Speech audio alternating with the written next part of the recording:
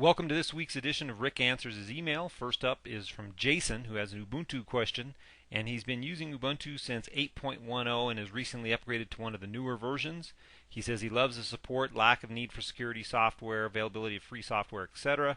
But he does run into some problems that do get frustrating trying to dig through the forums and finding the correct answer. And he's wondering, should he maybe go to a different version of Ubuntu or maybe Windows 7?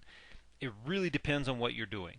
I think if you're doing word processing, spreadsheets, presentations, if you're doing digital photography, even managing a music player like an iPod or an MP3 player, you should have no problems doing any of those things with Ubuntu, and especially as the versions get newer, they keep adding new features.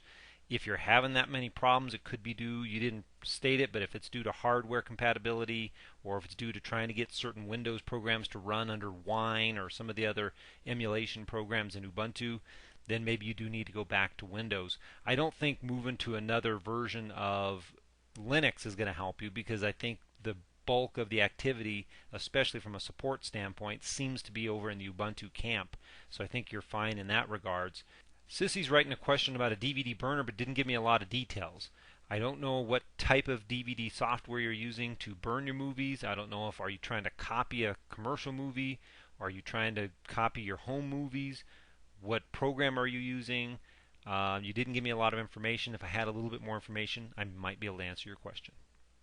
Marguerite has a new computer and a new printer and is having some problem troubleshooting the connections. Marguerite, if you followed all of the instructions from HP to connect everything up properly, you're probably going to need someone to come in and look at that system for you to get everything straightened out. Our next message is from Viboff, and I apologize if I butchered that, but he says his wallpapers, or she says her wallpapers, are not displaying. On my website, I do have if you just search for wallpaper, there's a specific tip on how to re-enable your wallpaper if you've been infected by spyware. Also, make sure you have run anti-spyware software before you even try that tip. I recommend Combo Fix or Malwarebytes, both are which are on my website. In the lower right hand corner under security, you'll find the links to those products and more. Sue, I can pretty much guarantee you that that is a scam. They're trying to get you to put even more junk onto your computer that's going to pull spyware into your system. You did the right thing by being cautious and closed out the window and then ran a scan with your security software. You should be just fine. Make sure you're using the alternative browsers. Try Google Chrome or the new Mozilla Firefox 3.5 just came out yesterday, both of which are better at holding spyware at bay, better than Internet Explorer. Rod's writing in and is having problem opening up PPS attachments. PPSs are PowerPoint shows, which are standalone PowerPoint presentations, and he's having trouble opening them. He says he does have PowerPoint 03 and 07.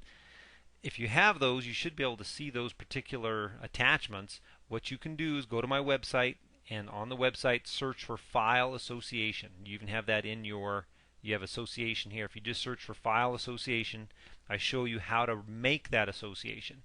If you want to get around that, go back to my website again and just search for PowerPoint, one word, PowerPoint, and there is links to the free PowerPoint viewer from Microsoft, which will also get you over the hump. Good luck. Terry writes in and says that an Internet Explorer 8 update has come in and is ready to install, wondering if she or he should do it.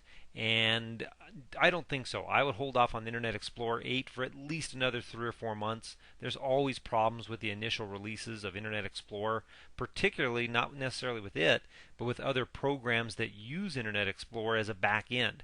QuickBooks is the first thing that comes to mind. QuickBooks heavily relies on Internet Explorer, and when a new version comes out, QuickBooks almost always has problems. So I would hold off on the Internet Explorer 8 update for the time being, and then you can install it at a later date. And last up is a gentleman that is moving to DSL. Good for you. You're going to be excited about it, and wants to know what other things he should be aware of when making the change. Do make sure you read all your directions. With most DSL services, you do have to have what's called a filter, and they're a little thing that plugs into your phone lines on all your other phone lines called a DSL filter.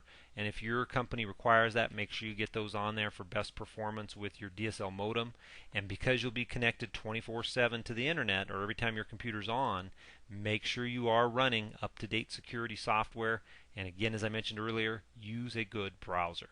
All right, have a good day. Thanks for listening, and I'll talk to you next week.